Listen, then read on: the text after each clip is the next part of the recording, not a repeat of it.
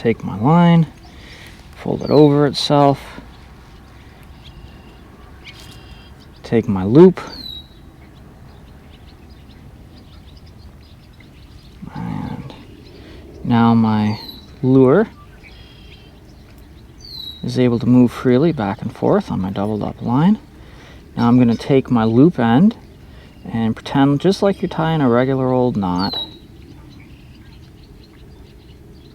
but we're not going to pull it tight.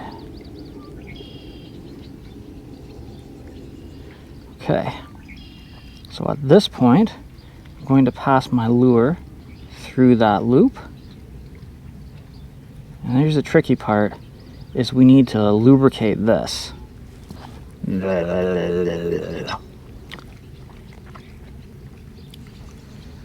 then pull it tight. And I'm going to grab my tag end and pull it tight from there. There we go. That looks much better. No line burn on it this time.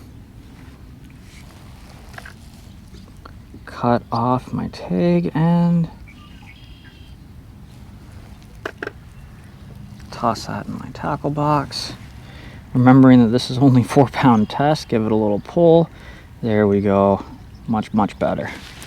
Okay. And that's how you tie a Palomar knot.